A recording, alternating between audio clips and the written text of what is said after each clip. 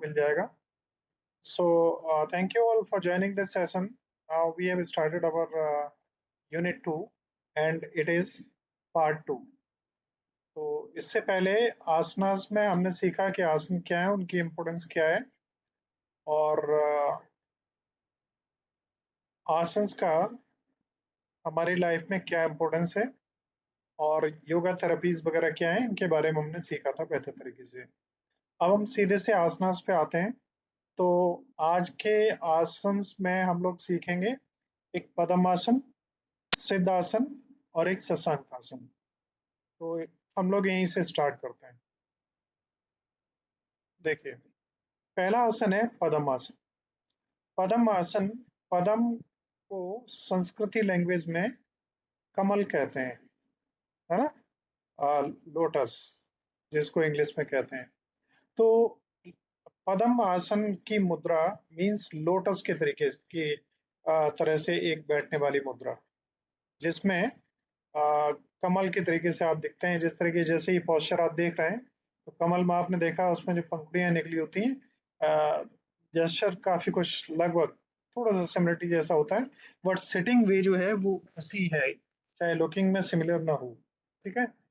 और आसन मीन्स आप लोग जान चुके हैं, संस्कृति का वर्ड है। आसन मीन्स होता है टू सिट। तो ऐसी मुद्रा में बैठना जो कमल के समान हो। इस मुद्रा को सबसे ज्यादा ध्यान और योग में यूज किया जाता है, मेडिटेशन और गहरी मुद्रा में यूज किया जाता है। साथ में ये जो हाथ में आप देख रहे हैं मुद्राएं बनी हुई, जिसमें आपकी फर्स्ट जो फिंगर है वो थंब के साथ में लगी हुई है। इस मुद्रा को चिन मुद्रा या क्या कहते हैं, बताना आप लोगों को, बताइए क्या कहते हैं? चिन मुद्रा या मालूम है किसी को? देखिए, जब पूछा जाता है तो आप आंसर दीजिए, आइदर यू कैन राइट और यू कैन स्पीक। तो और ये मुद्रा सबसे इंपॉर्टेंट मुद्रा है। इसको ज्ञान मुद्रा भी कहते हैं, चिन मुद्रा या ज्ञान मुद्रा। और ये जो बैठने की पोजीशन है, इससे क्या होता है कि हमारे जो स्पिरिचुअल अवेकनिंग होती है और हमारे शरीर में ऊर्जा का प्रभाव होता है। हमारे चक्र जो हैं उनमें क्लींजिंग होती है और हमारे चक्रों की हीलिंग होती है और हमारे पूरे शरीर में एनर्जी का फ्लो बेहतर होता है। नेक्स्ट, पद्मासन में पद्मासन क्यों कहते हैं वो ऑलरेडी आप जान ही गए, दोबारा बताने की जरूरत नहीं है। इसका सबसे ज्यादा योग मेडिटेशन और प्राणायाम में होता है। इसमें बैठने की मुद्रा सबसे इंपॉर्टेंट है। ये बैठे हुए मुद्रा में देखिए, दोनों पैर एक दूसरे की थाइज पे होते हैं और ये पैरों का अंगूठा इस तरीके से नीचे की तरफ मुड़ा होता है और ये एंकल्स जो हैं ऊपर की तरफ होते हैं। आपके जो बॉडी है वो इरेक्ट होती है, सीधी, स्पाइन सीधी होती है, शोल्डर्स रिलैक्स होते हैं और ये हाथ इस तरीके से मुड़े हुए होते हैं। और आपकी जो आईज हैं वो स्ट्रेट होनी चाहिए स्टार्टिंग में। उसके बाद में जब हम किसी ध्यान मुद्रा में या प्राणायाम में जाते हैं तो आंखें बंद कर ली जाती हैं। ठीक है ना? किसी को अगर कुछ पूछना होगा तो आप माइक्रोफोन ऑन करके पूछ सकते हैं। इसके बाद में नेक्स्ट हम आगे बढ़ते हैं। तो कैसे पद्मासन को किया जाता है? तो उसके लिए सबसे पहले स्टार्ट एंड सीटेड पोजीशन। सबसे पहले आप क्या करिए, अपने जहां भी कोई भी योग आसन आप करते हैं तो सबसे पहले आप एक मैट का प्रयोग करेंगे और मैट में ध्यान रखिएगा, कोशिश करिए जहां तक वो प्लास्टिक से बनी हुई चीजें ना हो इनका, क्योंकि जो एनर्जी है, एनर्जी ही सब कुछ है। हमारी बॉडी में एनर्जी का फ्लो प्रॉपर हो रहा है और प्रॉपर एनर्जी हमें मिल रही है। तो उसके लिए आप जानते हैं इंसुलेटर्स होते हैं एनर्जी के, जैसे बिजली का तार है उसके ऊपर हम प्लास्टिक चढ़ा देते हैं तो उसे हम छू लें हमें करंट नहीं लगता। उसी तरीके से हमारी बॉडी में भी जो एनर्जी का फ्लो होता है, तो कई चीजें ऐसी होती हैं जो से उसके बीच में अवरोध बनने वाली होती हैं या रुकावट पैदा करती हैं। तो उन चीजों से हमें बचना चाहिए। अगर आप गलत तरीके से बैठे हैं तो आपकी एनर्जी का फ्लो प्रॉपर नहीं होगा, तो वहां आपको लाभ होने की जगह नुकसान होगा। तो इस तरीके से आप आराम से पहले बैठें पैर सीधे करके, और बैठने से भी पहले इम्पोर्टेंट है पद्मासन में कि आप शरीर को थोड़ा सा बार अप कर लें, थोड़ी सी एक्सरसाइज करके, थोड़ी सी जॉगिंग करके, थोड़ी सी जंपिंग करके, थोड़ा सा बेंडिंग करके, थोड़ी सी कुछ एक्सरसाइज वगैरह करके आप थोड़े बार अप हो जाएं, जिससे आपका ब्लड का प्रेशर बढ़ जाए, बॉडी थोड़ी सी एक्टिव हो जाए। उसके बाद ही आप इस प्रोग्राम में बैठें। Then cross your legs, bring your right foot over your left thigh and place it on your left thigh। Right foot को लेफ्ट थाई के ऊपर ले जाएं और उसके ऊपर रखें, और इसी तरीके से दूसरी लेग को दूसरे थाई के ऊपर रखें। अलाइन द हील्स, कोशिश करें ये जो हील्स है ना, ये आपके नीज हैं और ये हील्स हैं, हील्स इक्वली हो, अलाइंड हो, है ना, मतलब बराबरी पे हो। नेक्स्ट में हम बढ़ते हैं, तो प्लेस हैंड ऑन नीज, आप अपने हाथ अपने नीज के ऊपर रख लीजिए और ऊपर की तरफ हो, और इंडेक्स फिंगर जो है आपकी वो टच कर रही हो आपके थंब को। और इस मुद्रा, ये जो मुद्रा है, लास्ट आपका जो यूनिट है वो मुद्राओं का ही है, बंद एंड मुद्राज। तो ये मुद्रा ज्ञान मुद्रा या चेन मुद्रा कहलाती है। ठीक है, ध्यान की स्थिति में जो लोग बैठते हैं तो ज्यादातर इसी का यूज करते हैं। लेंथन योर स्पाइन, आप अपनी स्पाइन को जितना खींच सकें, जितना स्ट्रेच कर सकें उतना करके रखें, अपनी स्पाइन को स्ट्रेट रखें, और बाकी के शोल्डर्स आपके जो हैं वो रिलैक्स हों, चेस्ट आपकी ओपन हो, दबा के ना बैठें और ज़्यादा खिंचाव भी ना हो, और engage your core, maintain stability. और फिर जैसे आप बैठ जाएं उसी मुद्रा में बैठे रहें, बार बार आप खिसकें ना, बार बार इधर उधर ना हो, जब तक बैठ सकते हैं आसानी से बैठें। जब आप कंफर्टेबल हो जाएं, आपको महसूस हो अब आप प्रॉपर जैसे बैठना चाहते थे बैठ गए और इस मुद्रा में थोड़ी देर तक आप बैठ सकते हैं, तो फिर आप क्या करें, अपनी आईज को क्लोज कर लें। कभी भी ध्यान में, मेडिटेशन में हम बैठते हैं और अगर अपने शरीर के अंदर उतरना चाहते हैं, बाहरी दुनिया के कांटेक्ट को छोड़ के, तो हमारी ये प्रायोरिटी रहती है कि हम अपनी आंखों को बंद कर लें। होल्ड द पोज, इसके बाद में आप गहरी सांस लें, और जितनी देर तक सांस को रोक सकते हैं अंदर रोकें, और जब तक आप में क्षमता है उसे रोक के रखें, बहुत ज़्यादा उसमें ताकत का यूज़ नहीं करना है कि ज़बरदस्ती रोक के रखना है, आराम से। और जब भी छोड़ना चाहें तो उसको डीपली ही छोड़ना भी है, फिर थोड़ी देर रुकना है, सांस लेनी है, सांस पे ध्यान रखना है। इस तरीके से कितनी देर तक हम कर सकते हैं, इस पे हमें ध्यान देना है। जी देखिए, हमारी आवाज जाएगी। अब पद्मासन के बेनिफिट्स क्या है? तो पद्मासन के बेनिफिट्स में बहुत सारे बेनिफिट्स हैं, पर्टिकुलरली इसका सबसे ज़्यादा जो प्रयोग है वो आपके शरीर के जो एनर्जी चैनल्स हैं, either that is nervous system और योर चक्रास और वट एवर इज दैट, उस सभी को ये प्रॉपर करता है। और पद्मासन स्पेशली आपके मेडिटेशन और एक जो चिंतन है और आपका सचेतनता है उसको वेकअप करता है। इसके साथ में ये ध्यान रखना चाहिए कि पद्मासन वाले करने वाले लोगों को किसी भी तरीके से नी या हिप की इंजरीज हैं तो वो इसको न करें। और इस मुद्रा में आप ज़्यादा देर तक नहीं बैठ पाएंगे, तो धीरे धीरे आप इस मुद्रा का टाइम बढ़ाएं, स्टार्टिंग से ज़्यादा टाइम उसमें न लगाएं। नेक्स्ट हम आगे बढ़ते हैं, तो इसके डिसएडवांटेजेस क्या है? डिसएडवांटेजेस में एक तो ये है कि आपको अगर ऐसे बैठने की अभी तक आदत नहीं रही है, लंबे समय तक आप नहीं बैठे हैं, तो आपका ब्लड का फ्लो जो है ना, जब आपकी ब्लड वेसल्स दबेंगी तो डेफिनेटली ब्लड का फ्लो रुकेगा। ब्लड का फ्लो रुकेगा तो आपके शरीर में जो जिसे हम झंझनाहट कहते हैं, सनसनाहट कहते हैं, और जिसको हम कहते हैं सुन्नपन कहते हैं, नमनेस, वो आएगी, और तमाम ऐसी प्रॉब्लम्स होंगी। तो ये प्रॉब्लम स्टार्टिंग में ज़्यादा महसूस होंगी, धीरे धीरे जैसे आपका टाइम बढ़ता जाएगा ये सारी प्रॉब्लम्स कम होती जाएंगी। और जैसा मैंने शुरू में बताया था कि अगर जब आप इसको स्टार्ट करने जा रहे हैं तो उससे पहले अपने शरीर को वार्म अप कर लीजिए। वार्म अप अगर आपने नहीं किया तो आपकी लेग्स जो हैं उनकी वेन्स और मसल्स में स्प्रेनिंग हो सकती है, दर्द महसूस हो सकता है, खिंचाव हो सकता है, तनाव हो सकता है। और अगर इसको गलत तरीके से आपने किया तो आपके हिप या नीज में इंजरीज भी हो सकती है। देखिए मैंने जो शुरुआत की है पद्म आसन से, पद्म को क्या कहते हैं हिंदी में? पद्म किसका शब्द है? संस्कृति का। हिंदी में क्या कहते हैं इसको? कल कमल। यस यो। तो मैं आज आपको एक अच्छी स्टोरी सुनाऊंगा that will be based upon this word Kamal last में। आप चलिए हम चलते हैं आगे। तो नेक्स्ट है हमारा सिद्धासन। सिद्धासन जो है, इसको सिद्धासन क्यों कहते हैं? इसको एकम्प्लिस्ड पोज या परफेक्ट पोज भी कहते हैं। इसमें और जो पद्म आसन है उसमें थोड़ा सा अंतर है। पद्म आसन गहरे ध्यान में उतरना होता है, तो उसी का ही प्रयोग किया जाता है। जनरली लॉन्ग सेटिंग्स के लिए हम लोग आम तौर पे जो आप यूज करते हैं घर में भी, खाना खाने जमीन पे बैठते हैं तब भी इसी का यूज करते हैं।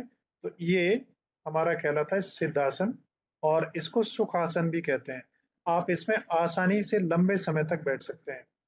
बाकी की सब चीजें लगभग वही हैं, आपकी आईज क्लोज्ड हैं, आपका जो वो है बैकबोन है वो इरेक्ट है, सीधी है। साथ में आपके पैरों में चेंज होता है, पैरों में देखिए एक पैर के नीचे एक पैर होता है, अदरवाइज ये भी ऊपर उठा होता है और ये भी ऊपर उठा होता है।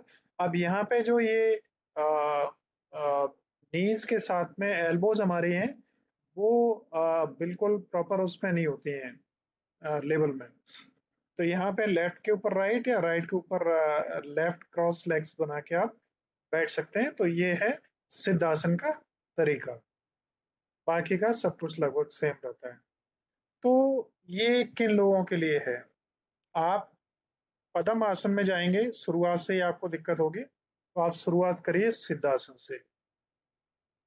सिद्धासन को परफेक्ट पोज या अकम्प्लिस्ड पोज भी कहते हैं। इसका भी योगा में जो बिगिनर्स लोग होते हैं वो इसको यूज करते हैं। और सिद्ध आसन का मतलब ये होता है आप आसानी से और परफेक्ट तरीके से ऐसी सेटिंग में बैठें जिसमें बिना हिले बिना डुले आप लंबे समय तक बैठ सकें। आपको मालूम है, मैं ऐसे कई लोगों को जानता हूँ जो एक मुद्रा में बैठ गए, चाहे वो सिद्धासन हो, चाहे वज्रासन हो, या चाहे ये जो पिछला था आपका जो क्या कहते थे हम उसको, लोटस पोज, वो हो। तो उसमें 5-5 6-6 घंटे वो लोग बैठ सकते हैं, कोई प्रॉब्लम नहीं होती है। और फिर कई साधु सन्यासी तो कई दिनों दिनों तक बैठे रहते हैं, तो उनकी बात ही अलग है। नेक्स्ट है सिद्धासन से हमें क्या फायदा होता है? इससे हमारी स्पाइन जो है उसमें ब्लड का फ्लो और एनर्जी का फ्लो प्रॉपर होने की वजह से उससे रिलेटेड जो बीमारियां या दिक्कतें होती हैं वो ठीक होती हैं। आपके हिप्स चेस्ट या शोल्डर्स में अगर कोई प्रॉब्लम्स होती हैं तो वो ठीक होती हैं। और इस पोज में लंबे समय तक आसानी से बैठा जा सकता है, और इसलिए ध्यान वगैरह अगर आप करते हैं, लंबे समय के लिए जाना चाहते हैं, तो ये आवश्यक है कि आप यहीं से शुरुआत करें। और मैं आप सभी स्टूडेंट जो भी हैं ऑनलाइन, उन सभी से मैं एक चीज ये कहना चाहूंगा कि आप लोग यूज करना शुरू करिए। आप क्या करिए, देखिए सबसे पहले आपकी जो प्रायोरिटी है वो क्या होनी चाहिए? सेल्फ डेवलपमेंट, अपना खुद का विकास, स्व विकास। और अपने विकास के लिए आप इन किसी भी चीजों को किसी भी धर्म या किसी भी चीज से न जोड़ें, ये ह्यूमन बीइंग्स के लिए हैं। तो आप रात को सोएं, सोने से पहले आप वज्रासन में बैठें तो बहुत अच्छा है। वज्रासन मालूम है ना आप सभी लोगों को? यस बताइए। सर। हाँ, वज्रासन में क्या करते हैं ना, हम पैरों को मोड़ लेते हैं पीछे, तो हमारे जो पंजे होते हैं, तो हमारा जो हिप्स हैं वो पंजों के ऊपर उनका वेट आ जाता है। तो आप अपने बेड पे इसी तरीके से बैठें और इसी मुद्रा में, चिन्ह मुद्रा या ज्ञान मुद्रा, इस मुद्रा में बैठें। आपकी बैकबोन सीधी हो और आप आंखें बंद कर लें, और फिर धीरे धीरे पूरे शरीर में रिलैक्सेशन महसूस करें, सिर से लेकर पैर तक। रिलैक्सेशन महसूस करके 2-3 गहरी सांसें लें, छोड़ दें, उसके बाद सांस के आने जाने पे केवल ध्यान रखें। 10, 12, 15 मिनट तक आप जितनी देर तक इसको आसानी से कर सकते हैं, आप करें। इसके बाद आप देखिए आपको कितनी शानदार नींद आएगी। नींद में बहुत अच्छा आपको एहसास होगा और बल्कि अभी आपकी एज ही ऐसी है कि आपको नींद अपने आप ही बहुत ज़्यादा आती होगी और आपको बैठ पाना ही मुश्किल होता होगा, है ना? तो अगर किसी को नींद नहीं आती है तो उनके लिए ये बहुत अच्छा है। करके देखेंगे तो आराम मिलेगा। पढ़ने के लिए भी अगर आप बैठते हैं तो पढ़ने के लिए भी आप उसमें वज्रासन में बैठिए और टेबल एंड चेयर का यूज़ करने के बजाय आप क्या करिए अपने बेड पे एक छोटा-सा स्टडी टेबल आती है, उसको लगा के जैसे मुनीम लोग रखते हैं, लगा के उस पे अपनी बुक्स वगैरह रख के और वज्रासन में बैठ के पढ़िए। आपको बहुत चेंज मिलेगा अपने अंदर। नेक्स्ट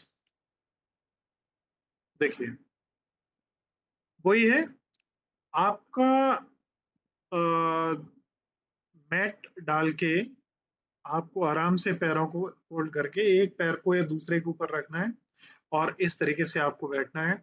थोड़ा-सा आपकी चिन ऊपर की तरफ से उठी हुई होनी चाहिए और बाकी का आपका जो है ना अ, वेट और आपका कंसंट्रेशन वो मूलाधार पे होना चाहिए यहाँ पे, जिसको पेरिनम भी बोलते हैं। तो यहाँ से पहला चक्र जो है वो ये ही होता है। तो इसको हमें एक्टिवेट करने की ज़रूरत होती है। इसमें हमारा सिद्धासन सहयोगी होता है। सिद्धासन कैसे करें? इनके स्टेप्स हैं। सबसे पहले सिद्धासन के लिए भी बेहतर यही है कि आप कुछ ना करें तो थोड़ा-सा टहल-फिर लें और ध्यान रखें रात की अगर बात की जाती है तो आमतौर पे लोगों को आदत है, आप लोगों को खास करके रात को 11 साढ़े 11 बजे खाना खाने की जो पूरी तरीके से गलत है। ऐसा नहीं करना चाहिए और खाना खाने के लगभग 45 मिनट तक तो कोई भी आसन नहीं करना चाहिए। दोपहर को खाना खाने के बाद थोड़ा-सा रिलैक्स ज़रूर करना चाहिए और रात को खाना खाने के बाद टहलना चाहिए, उसके बाद में सोना चाहिए। तो खाना खाएँ, टहलें और करीब 45-40 मिनट का अंतर हो जाए, उसके बाद में आप चाहें तो ये सिद्धासन या पद्मासन या वज्रासन का प्रयोग कर सकते हैं और मेडिटेशन का यूज़ कर सकते हैं। इसके साथ में ही मैंने आपको बताया इससे पहले भी कि एक आसन ज़रूर है, जो वज्रासन है, उसको आप खाना खाते समय भी यूज़ कर सकते हैं और खाना के तुरंत बाद भी कर सकते हैं, उसमें आपको आराम मिलेगा। उसमें ऐसी कोई प्रॉब्लम्स नहीं है। तो इसके स्टेप्स हैं सिद्धासन के कि सिद्धासन को हम लोग कैसे करें। तो सबसे पहला है बैठने का तरीका। तो वो आप समझ गए, क्रॉस एंकल्स होनी चाहिए और चिन मुद्रा में होना चाहिए। स्ट्रेट आपकी बैकबोन स्पाइन होनी चाहिए। Next, place the right heel. तो right heel sorry cross the ankles. Ankles एक दूसरे से क्रॉस होनी चाहिए और इसके साथ में हमारा जो bend your knees, left knee and bring your left heel towards the peridum. तो लेफ्ट हील जो है उसको मूलाधार की तरफ हमें ले जाना है। नेक्स्ट है प्लेस द राइट हील। फिर राइट हील को हमें लेफ्ट की साइड में ले जाना है और जिस तरीके से उसमें किया था उसी तरीके से इसका भी हमें ध्यान रखना है। Align the knees. नीज जो है उन्हें अलाइन करें और अलाइन का मतलब होता है प्रॉपर करें और इसको जब आप प्रॉपर करते हैं तो हमारी बॉडी में दो ट्राइंगल्स बन जाते हैं। दो ट्राइंगल्स देखिए मैं आपको दिखाना चाहूंगा। ये आप बैठे हैं तो ये आपका पेरिनम है एरिया। यहाँ से अगर हम इसको क्रॉस सेक्ट करें तो एक ये एंगल, ये और दूसरा एंगल यहाँ से ये और ये दो ट्राइंगल्स बनते हैं। तो दो ट्राइंगल से यहाँ से भी जो ब्लड का प्रेशर है वो मैक्सिमम इस पेल्विक रीजन में हमारे में हमें स्ट्राइक करता है और ये आपको मालूम ही है कि ब्लड जहाँ भी जाता है सारी चीजें वहां ट्रेवल करती हैं। नेक्स्ट है स्पाइन अलाइनमेंट। आप लंबे समय तक बैठने के लिए आप अपने स्पाइन को स्ट्रेट रखेंगे और इसके साथ में आ, आपका जो बैठने का स्टाइल है उसमें जो मुद्रा प्रयोग की जाएगी वो ज्ञान मुद्रा का योग करेंगे। ज्ञान मुद्रा क्या है ये आप लोगों को अच्छी तरह पता लग चुकी है ना। रिलैक्स शोल्डर शोल्डर्स, तो आपके जो कंधे हैं वो रिलैक्स होने चाहिए। और जिस समय आप आंखें खोले हुए हैं उस समय आपको अपने सामने कोई एक चिन्ह बना लें, दीवार पे कोई संकेत समझ लें या कहीं भी चीज पे, उसकी तरफ ही एक पॉइंट पे गहराई के साथ देखना चाहिए थोड़ी देर, 1 मिनट, 2 मिनट, 3 मिनट, 4 मिनट, बिना आंखों को झपकाए। और झपकाना भी पड़े तो जेंटली आंखों को झपकाइए और ध्यान भी रखिए कि आप आंखों को झपका रहे हैं, बंद कर रहे हैं और खोल रहे हैं। मतलब आपको सचेतनता लानी है, हर एक काम में सचेतनता। जो भी काम करें उसमें कतई बेहोशी में काम नहीं होना चाहिए, है ना। तो योग का मतलब ही ये है कि तन, मन और शरीर, क्या नाम है, आत्मा, तीनों का मेल होना चाहिए। मतलब आपको पूर्ण पूर्ण जागरूकता होनी चाहिए। ब्रीथ माइंडफुली, आप गहराई से सांस लें और जितना आप गहरी सांस ले सकते हैं उतनी लें। उससे क्या होगा कि हमारे जो लंग्स हैं वो ओपन होंगे। लंग्स का बहुत सारा जो पार्ट है वो अनयूज्ड रहता है। हमारे लंग्स की जो सबसे छोटी यूनिट होती है जिन्हें एल्वियोलिस कहते हैं, जिनमें गैसेस का एक्सचेंज होता है, कई बार वहां तक हम इतना फुला ही नहीं पाते अपने लंग को कि वो एक्टिवेट हो पाए। और वो अगर एक्टिवेट होती हैं तो आपके लंग्स की ऑक्सीजन की धारण क्षमता बढ़ जाती है और उससे आपकी एनर्जी भी ज्यादा बढ़ती है। सिद्धासन के बेनिफिट्स क्या है? तो सिद्धासन के बेनिफिट्स की अगर आप बात करते हैं तो ध्यान में अगर हम बैठते हैं और अपने अंदर अगर हम शांति का अनुभव करना चाहते हैं तो उसके लिए ये परफेक्ट पोज है। और ग्राउंडिंग एनर्जी, जो ट्रायंगल बनता है, ट्रायंगल से जो एनर्जी का स्टेबलाइजेशन होता है हमारे मूलाधार की तरफ, जिसको हम पेरिनम भी कहते हैं, उससे हमारा जो मूलाधार है वो एक्टिवेट होता है। जो चक्रास स्टडी में फर्स्ट चक्र होता है वो। स्पाइनल अलाइनमेंट, स्पाइन सीधी होने की वजह से आपके स्पाइन में कोई भी जो दिक्कतें हैं उनमें अगर कोई है तो उनमें आराम मिलता है। लेकिन अगर कोई ज्यादा प्रॉब्लम्स हैं तो आपको इस आसन को बचना चाहिए। कभी भी कोई भी आसन जो आप करते हैं उसमें अगर आपको कहीं कोई दिक्कत महसूस शरीर में हो रही है तो आपको कोशिश करना चाहिए कि जबरदस्ती न करें। जितना आप इजीली कर सकते हैं उतना ही करें। नेक्स्ट है कंसंट्रेशन। इससे आपका ध्यान बेहतर होता है, आपका अपने अंदर फोकस होता है। और ये ध्यान की मुद्रा को अगर आप बढ़ाना चाहते हैं, ध्यान की अवस्था को बढ़ाना चाहते हैं, तो उसमें ये सहयोगी होता है। प्राणायाम सपोर्ट, अगर आप प्राणायाम से यूज करते हैं, प्राणायाम का मतलब होता है आप अपने योग के साथ में अपनी सांसों की गति पे नियंत्रण रखते हैं, सांसों के आने जाने को देखते हैं और ध्यान रखते हैं। सबटल एनर्जी फ्लो, इससे हमारे जो एनर्जी का फ्लो है वो हमारे मूलाधार से सहस्त्रार, जो सबसे ऊपर होता है, यहाँ तक प्रॉपर वे में हो पाता है जब हम फुली प्रॉपर पोजीशन में होते हैं। नेक्स्ट डिसएडवांटेजेस क्या है?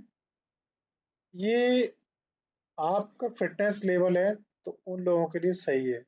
लेकिन अगर आपको किसी भी तरीके की घुटने से संबंधित, हिप से संबंधित या सियाटिका वगैरह से रिलेटेड कोई इश्यूज हैं तो आपको इन्हें अवॉइड करना चाहिए। इसके साथ ही आपके एंकल्स में अगर कोई प्रॉब्लम है या आपको कहीं भी कोई डिस्कम्फर्ट महसूस हो रहा है या आप इस पोज में बैठते हैं तो आपको आपके पेरिनम रीजन में या पेल्विक रीजन में या आपके ये एंकल्स में या कहीं भी कोई अगर दिक्कत महसूस हो रही है, if you are feeling uneasiness then you should avoid. And it is applicable not only for this siddhasan or that first asan which you have studied. It is same applicable to all type of asanas, whatever you will perform. That if you are having any problem or you feel any uncomfortness, then you should avoid. आगे हम बढ़ते हैं। Third आसन जो आज हम cover करते हैं दैट इज शशांक आसन। Shashank word have been taken from the Sanskrit that means खरगोश। तो यहाँ पे देखिए Shashankasana also known as the hare pose. Hare आप जानते हैं ना किसको कहते हैं, सभी को पता होगा ना। लेकिन आप में से अगर किसी को पता है खरगोश और खराहा दो होते हैं, इनमें अंतर क्या है?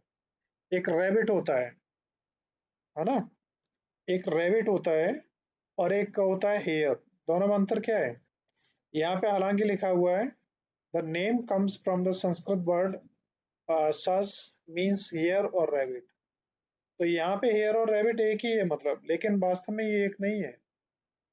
दोनों में अंतर मालूम है सर किसी को? साइज का डिफरेंस होता है सर, साइज का। हेयर सर बड़ा होता है और रैबिट सर छोटा होता है सर, उसके ईयर्स वगैरह बड़े होते हैं। अच्छा, इसके अलावा और कोई?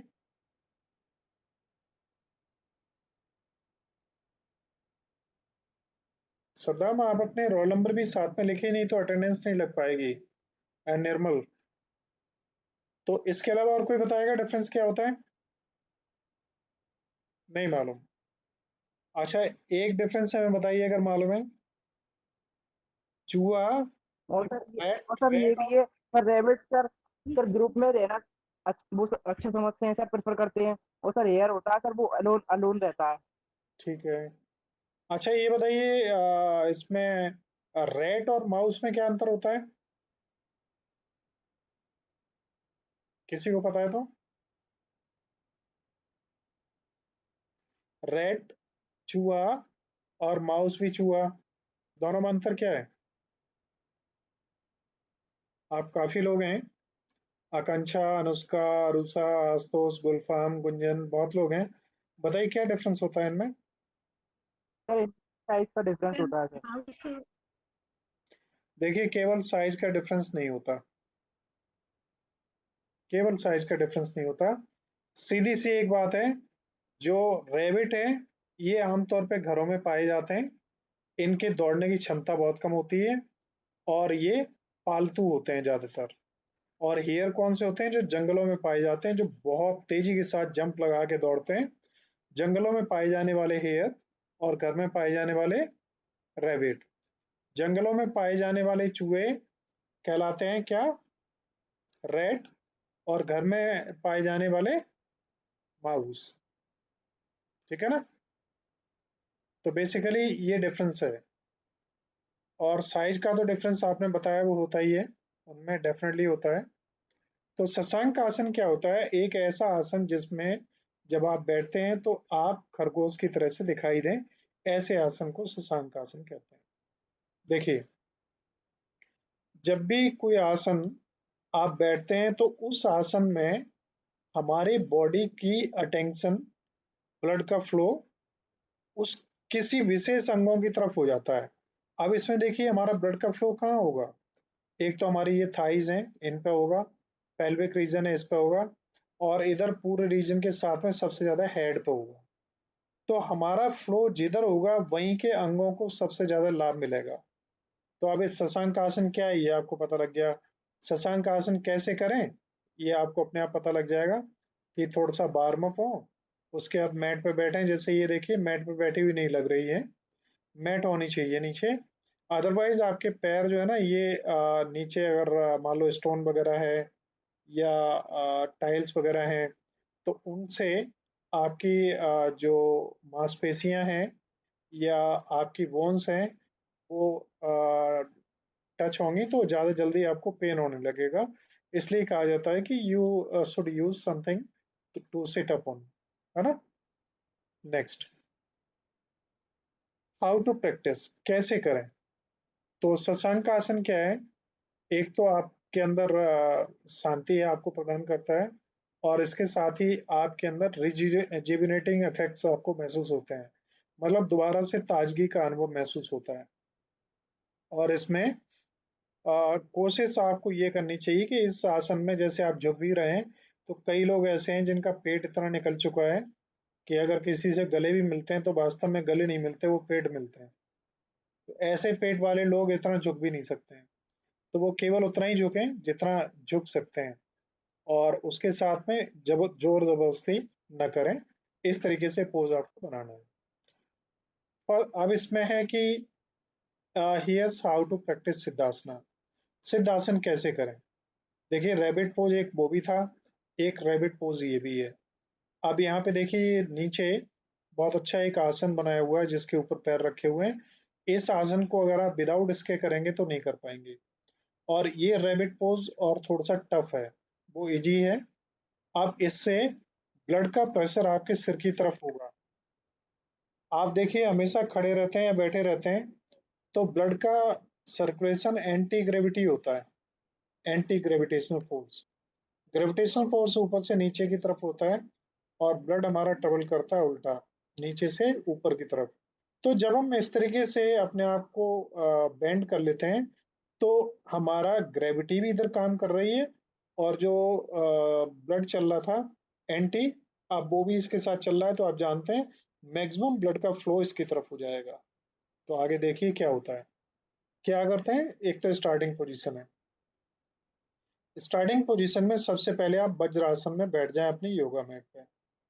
उसके बाद में आप अपने अ, वज्रासन ये होगा, ये अगर ऐसे ही यहाँ पे बैठ जाएं और हाथ सामने कर लें, हाथ यहाँ पे रख लें, सिर ऊपर हो जाए तो ये वज्रासन हो जाएगा। तो वज्रासन में हम बैठे ही थे, फिर हम झुके, इनको ऐसे ले आए, सिर यहाँ पे लगाया, पैर पीछे, हाथ पीछे कर लिए, तो ये रैबिट पोज हो गया। हैंड प्लेसमेंट, तो सेकंड स्टेप है हैंड्स को यहाँ पर रखना।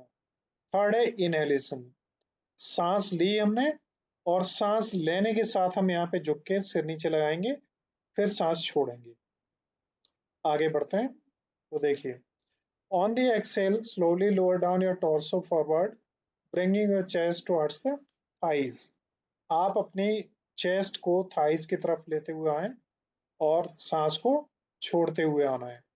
आर्म्स एक्सटेंशन, आप अपनी आर्म्स को एक्सटेंड करना है और उसके बाद सांस छोड़ के जब सिर यहाँ पे आप लगा लेंगे तो अब आप पूरे शरीर को और इसको, सिर को भी और इन्हें सभी को रिलैक्सेशन पोजीशन में छोड़ देंगे।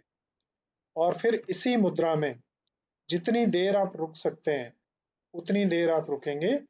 और फिर जब आपको लगता है कि अब आप बहुत देर नहीं रुक सकते, हाथों को आगे लीजिए, उनका सहारा लेते हुए आप अपना जो टॉर्सो है उसको सीधा करिए, फिर आप वज्रासन पोजीशन में आ जाइए।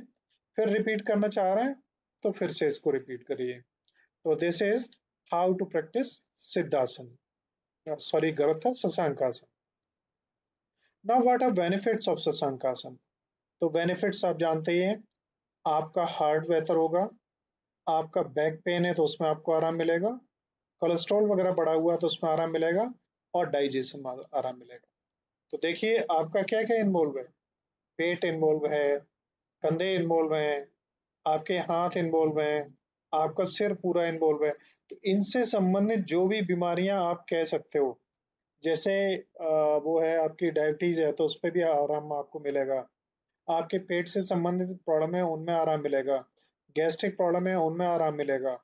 इसके साथ में सिर में जितनी बीमारियां होती हैं, जैसे देखिए एनेक्जाइटी है, स्ट्रेस है, एंगर है, इन सब चीजों में आपको आराम मिलेगा, है ना। तो यहाँ लिखा भी है देखिए आगे डायबिटीज वगैरह। तो आपको ध्यान ये रखना है कि जो भी आसन आप कर रहे हो उससे जो शरीर के पार्ट प्रभावित हो रहे हैं, उन पार्ट्स में जो भी बीमारियां हो सकती हैं उन सब में आपको आसान में आराम मिलेगा। नेक्स्ट है शशांक आसन स्टिमुलेट्स 5 वाइटल चक्रास। अब ये हमारे 5 जो चक्र हैं शरीर के, जिनमें हमारी प्राण वायु संचारित होती है, उनको भी ये स्टिमुलेट करते हैं। इसमें क्राउन, थर्ड आई, सोलर प्लेक्सस, सैक्रल और रूट चक्र, 5 चक्र हैं। पहला चक्र यहाँ पे होता है जिसे मूलाधार कहते हैं। उसके बाद नेक्स्ट होता है, उसको कहते हैं रूट। उसके बाद होता है यहाँ पे लगभग उसको बोलते हैं सैक्रल। और फिर आपकी जो जहाँ पे धड़कन होती है उससे थोड़ा सा ऊपर होता है, उसको हम कहते हैं सोलर प्लेक्सस। उसके बाद में थर्ड आई आपके आईब्रोज के बीच में, और क्राउन सिर के ऊपर। तो ये चक्रास होते हैं, 5 चक्रास को ये स्टिमुलेट करता है। और इन चक्रास के एक्टिव होने से आपको साइकोलॉजिकल, स्पिरिचुअल और इमोशनल सारी के सारे बेनिफिट्स मिलेंगे। देखिए अब इधर थोड़े से बेनिफिट जो लिखे हुए हैं। Release stress and anxiety, digestive system को बेहतर करता है, ब्लड सप्लाई बेहतर करता है। Yes Priyanka, I am seeing your hand raised, कुछ कहना है आपको? नेक्स्ट है एक्टिवेट्स थायराइड ग्लैंड। आपकी थायराइड ग्लैंड जो होती है, जो आपका वोकल सैक्स होते हैं, जहाँ से आपकी आवाज निकलती है गले में, ट्रैकिया के नीचे जो जगह होती है, तो उसमें थायराइड ग्लैंड में भी अगर कोई दिक्कत है तो उसमें भी ये उसे मैनेज करने में हेल्प करती है। अब थायराइड ग्लैंड क्या है? थायराइड में आपको मालूम है थायरोक्सिन नाम का हार्मोन होता है, और ये हार्मोन या तो कम निकलने लगता है या ज्यादा निकलने लगता है। अगर कम निकलता है तो भी बीमारियां होती हैं, ज्यादा निकलता है तो भी बीमारियां होती हैं, तो उसको भी ये मैनेज करने में हेल्पफुल होता है। ठीक है, these are the benefits of Shashankasana. तो यहाँ पे और आप देख लीजिए, बेनिफिट्स में ये सभी हैं: stimulates abdominal organs, nervous system, lung, digestion, spine, इन सभी को ये मैनेज करता है। स्ट्रेस और एंजाइटी वगैरह को भी करता है manage.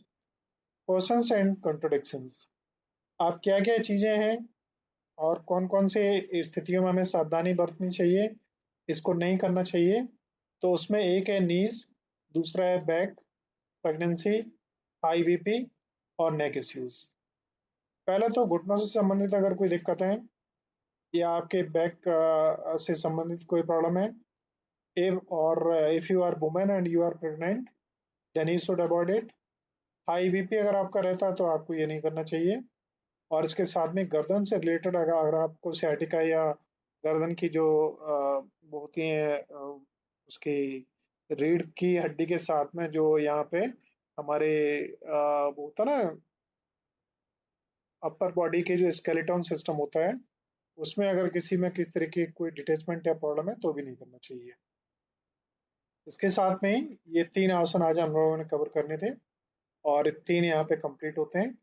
And your today's session is now of, and still there remains 9 minutes.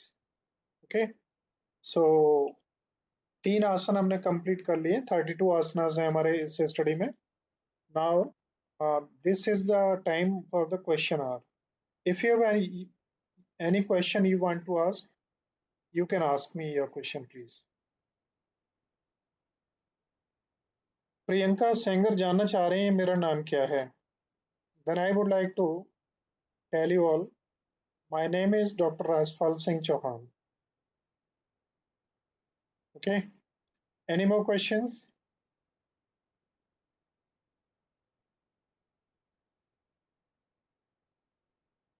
और किसी का कोई प्रश्न है? नहीं है? तो चलिए मैं आपको एक छोटी सी कहानी सुनाता हूँ, आपको अच्छी लगेगी। और आज जो हमने पहला आसन आपको बताया था, चैट विंडो में लिख के आप लोग भेजिए कि कौन सा आसन था पहला। मैं देखता हूँ कितने लोगों की रिस्पॉन्स आती है। चैट विंडो में आप लिख के भेजेंगे पहला आसन कौन सा था। I am getting response from Kavita, Arusha, Ashutosh, वल्फान। Okay, getting response from a lot of students. Almost काफी स्टूडेंट्स के रिस्पॉन्स है। तो मैंने आपको बताया था मैं आपको पदम से रिलेटेड एक कहानी सुनाऊंगा।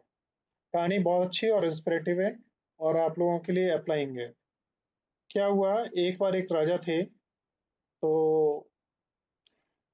राजा वृद्ध हो चुके थे, और उनका क्या था कि रिटायरमेंट का टाइम था, और उनके बेटे का राज्याभिषेक किया जा रहा था।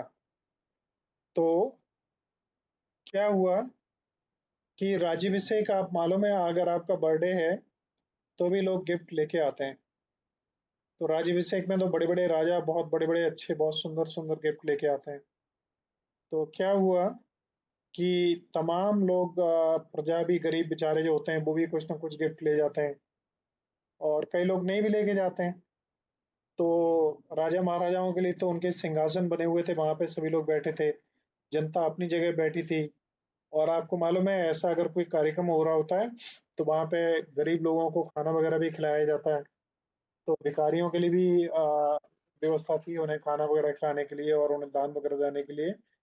तो जो लोग राजा को गिफ्ट देने के लिए आ रहे थे उनमें गरीब लोगों की एक लाइन लगी थी और बहुत बड़ी लाइन थी, भीड़ भाड़ भी ज्यादा थी। तो उन्हीं में एक आदमी था, बहुत गंदा सा आदमी लग रहा था। उसके कपड़े गंदे थे और हाथ पैरों में भी कुछ कीचड़ जैसा लगा हुआ था, लेकिन उसकी आंखों में एक अलग किस्म की चमक थी। उसके चेहरे पे एक अलग किस्म का तेज था। उसको लोग देखते थे और देखते थे उसके हाथों में भी कुछ एक ऐसी चीज है कि जो पता नहीं लग रहा है कि ये है क्या आखिर उसके हाथों में। एक पॉलिथीन जैसी उसने ली हुई है जिसमें बहुत ही गंदा सा कीचड़ दिखाई दे रहा है, जैसे गंदे नालों में कीचड़ होता है वैसा। तो लोग बड़े आश्चर्यचकित हो रहे थे उसे देख के, लेकिन जब उसके चेहरे और उसकी आंखों की तरफ देखते थे तो किसी की पूछने की हिम्मत नहीं पड़ती थी कि इससे पूछ पाए आखिर ये क्या लिए हुए है और ये क्या इसका प्लान है और क्या गिफ्ट ये राजा को देने जा रहा है। तो क्या हुआ कि धीरे धीरे लाइन आगे बढ़ती गई, तो जितने आगे बढ़ते गए उतने ही आगे सिक्योरिटी गार्ड्स लगे थे। पूछिए कि स्टार्टिंग के सिक्योरिटी गार्ड आप जानते हो, अगर कोई प्रधानमंत्री आए होम गार्ड लगे होंगे 10 किलोमीटर आगे, फिर कोई पुलिस के जवान लगे होंगे, फिर कोई पुलिस के दरोगा लगे होंगे, फिर पीएसी होंगी, फिर हो सकता है रैपिड एक्शन फोर्स हो, उसके बाद में उनके ब्लैक कमांडो भी हों। तो लास्ट में पहुंचते पहुंचते जो लोग थे उन्होंने उसको रोक दिया और बोला कि तुम महाराज के पास नहीं जा सकते, और इतनी गंदगी, इतने कीचड़ लिए हुए हाथों में, और तुम महाराज की बेइज्जती करना चाह रहे हो क्या? तो उसने बड़े गौर से उस सिक्योरिटी मैन की तरफ देखा और बोला मुझे महाराज से मिलने से कोई रोक नहीं सकता। तो उसके इस सेंटेंस से पता नहीं क्यों वो प्रभावित हुआ और उसने नहीं रोका, आगे गया। अब महाराजा तो अपने सिंहासन पे बैठे थे, उनका पुत्र जो लोगों से गिफ्ट ले रहा था वो देख रहा था। उसकी निगाह इस आदमी पे पड़ी और उसको भी गुस्सा आने लगा और उसे अपमान अपना महसूस होने लगा कि मैं आज राजकुमार से राजा बन रहा हूँ और ये आदमी मेरी बेइज्जती जैसी करता हुआ दिखाई दे रहा है। तो उसे भी अंदर ही अंदर ये गुस्सा आ रहा था और उसे लग रहा था कि इसे रोका जाना चाहिए। तो क्या हुआ कि चलते चलते जैसे 8-10 लोग अब रह गए बीच में, तो एक गार्ड ने उसको रोका और राजा ने भी कहा कि इसको रोको और इसको यहाँ से हटाओ। ये इतना गंदा है और पता नहीं ये क्या गंदी चीज ली हुई, ये किस उद्देश्य से आ रहा है और क्यों आ रहा है ये भी नहीं इसका पता है, और ये गिफ्ट कोई ऐसा किसी को देता है? तो क्या हुआ कि उसको रोका गया। उसने कहा कि राजन, जो मेरी सामर्थ्य है, जो मेरी इच्छा है, जो मेरी शक्ति है, उसके हिसाब से आप राजकुमार हैं, आज राजा बन रहे हैं, आपका राज्याभिषेक हो रहा है। मैं भी कुछ गिफ्ट आपको देने के लिए लाया हूँ और मैं देके जाऊंगा। उस राजा को बड़ी बेइज्जती सी लगी। राजा ने कहा ये तो घोर अपमान हो रहा है मेरा। उसने कहा कि तुम जानते हो किससे बात कर रहे हो? वो बोला मैं अच्छी तरह जानता हूँ। अब उसका बोलने का कॉन्फिडेंस और तरीका कुछ ऐसा था कि राजा को गुस्सा आया और राजा ने तलवार निकाल ली उसका सिर कलम करने के लिए। तो वो बोला महाराज, मेरे को इससे कोई दिक्कत नहीं कि आप मेरा सिर कलम कर दें, लेकिन मैं चाहता हूँ कि मेरा गिफ्ट आप कबूल करें। राजा के जो पिता थे वो विद्वान आदमी थे और पुराने आदमी थे, एज भी ज्यादा थी, उनका अनुभव बहुत था। वो खड़े हुए, वो बोले अपने बेटे से कि तलवार को म्यान के अंदर ले जाओ, और ससम्मान उस व्यक्ति को आगे बुलाया और उन्होंने कहा, हाथ जोड़ के उन्होंने कहा कि महाराज, आपके इस रहस्य को हम लोग समझ नहीं पा रहे हैं, कृपया आप ही स्पष्ट करें। तो संत ने उस गिफ्ट को राजा के लड़के के बोला, पहले तो मैं लड़के को ये गिफ्ट देना चाहता हूँ। और राजा ने ये कहा अपने बेटे को कि इस गिफ्ट को स्वीकार करो। अब कितने अनमने मन से, कितने उससे, अब जब राजा का आदेश है तो लड़के को वो गिफ्ट लेना पड़ा। और गिफ्ट में उसके हाथों में तमाम वो काला पीला कीचड़ उसके हाथ में लग गया, बदबू भी वहां पे आ रही थी। बड़ी मुश्किल से उसने अपने हाथों में रखा और तुरंत उसने अपने नेक्स्ट आदमी को पास कर दिया। उसके बाद राजा ने उससे निवेदन किया कि हे संत महाराज, हम नहीं समझ पा रहे हैं कि आप क्या कहना चाह रहे हैं और आपका क्या उद्देश्य है। तो उसने कहा, महाराज मैं राजकुमार को एक ये माइक्रोफोन ऑफ कर लीजिए प्लीज। सुमित्रा, आपको हमें ही ऑफ करना पड़ेगा। तो उसने ये कहा कि महाराज, मैं ये जो गिफ्ट मैंने अभी राजकुमार को दिया है, ये एक तालाब का कीचड़ है और उस कीचड़ के साथ में कुछ जड़ें भी हैं जो कमल को खिलाती हैं। और इसके द्वारा मैं संदेश राजकुमार को ये देना चाहता हूँ कि राजकुमार, तुम जो आज कमल के समान खिल रहे हो और जो तुम्हारी चमक, तुम्हारा सौंदर्य बिखर रहा है, आज तुम राज्य गद्दी को अलंकृत करने जा रहे हो, तो तुम्हारी ये जो चमक है, इनके पीछे वो जड़ें हैं जिन्होंने तुम्हें कमल के रूप में खिलाया है। ये आपके पिता जो पहले राजा थे, इनके पिता जो राजा थे, इनके और पिता जो राजा थे, जिन्होंने कई पीढ़ियों शताब्दियों से कई बार ऐसी ऐसी लड़ाइयाँ लड़ी हैं कि जंगलों में हफ्ते हफ्ते भर रहे और इन्हें खाना नहीं मिला। इन्होंने सूखी रोटियां भी नहीं मिली तो घास फूस खाई। प्रियंका सिंह और सुमित्रा मैं ब्लॉक कर दूंगा। सुमित्रा, दोबारा मीटिंग में आप एंट्री नहीं कर पाएंगे कभी। ध्यान रखिए इन चीजों का थोड़ा सा। जब आपको बोलना हो तो जरूर माइक्रोफोन ऑन करिए, अदरवाइज ऑफ रखिए। प्रियंका सेंगर, आपका भी माइक्रोफोन ऑन है शायद। सुमित्रा, आपकी समझ में नहीं आ रही है बात। मैं आपको ब्लॉक कर दूंगा यहाँ से, फिर आप एंट्री नहीं कर पाएंगे दोबारा कभी भी। तो था ये कि उसने ये कहा कि महाराज, ये वो उस कमल की जड़ें हैं जो कमल को खिलाती हैं, और मैं आपसे कहना चाहूंगा कि कोई भी दुनिया में ऐसा फूल नहीं बना है जिसको आप उसके पेड़ से अलग कर दो, उसकी जड़ों से अलग कर दो और वो खिला रहे। लेकिन दुनिया में हर जड़ जरूर ऐसी है जो किसी भी फूल को दोबारा खिलाने की क्षमता रखती है। तो मैं संदेश ये देना चाहता हूँ राजकुमार कि आप बहुत तरक्की करें, बहुत साम्राज्य को आगे तक बढ़ाएं, लेकिन ये याद रखें कि जड़ें ही हैं जो हमेशा पुष्प को खिला देती हैं। लेकिन कोई भी पुष्प आप ले आए, उसमें अपने हीरे मोती जवाहरात और महंगी से महंगी चीजें, अपना ब्लड तक उसे दे दें और वो पुष्प न मुरझाए, ये संभव नहीं है। इसलिए अहमियत जड़ों की होती है, पुष्प की नहीं होती। तो होता क्या है, देखिए, आप मेहनत करते हैं, पूरी रात जगते हैं, पूरी रात रात जग के पढ़ाई करते हैं, और तब फिर आप एक डॉक्टर बनते हैं, एक इंजीनियर बनते हैं। और जब डॉक्टर और इंजीनियर के रूप में सोसाइटी में आप सामने आते हैं या डीएम के रूप में सामने आते हैं, उस समय जो आपका सम्मान हो रहा होता है ना, वो उस फूल का सम्मान होता है। और वो जो जड़ें हैं ना, वो किसी ने नहीं देखी जिन्होंने उस फूल को खिलाया है। तो आपका टाइम अभी अपनी जड़ों को मजबूत करने का, जड़ों को सिंचित करने का, जड़ों को शक्ति, पानी और खाद सब कुछ देने का है। जितनी मजबूत जड़ें आप अपनी बना सकते हैं उतनी बनाइए। पुष्प आपका अपने आप खिलेगा, उसे किसी की परवाह करने की आवश्यकता नहीं है।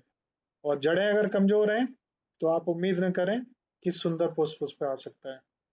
So this is now the end of today's session and time is also over. It is 3 past to 9. So thank you all for joining. And now I will wind this session here.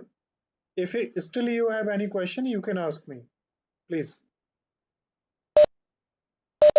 अगर अभी तक कोई question हो तो आप मेरे से पूछ लीजिए।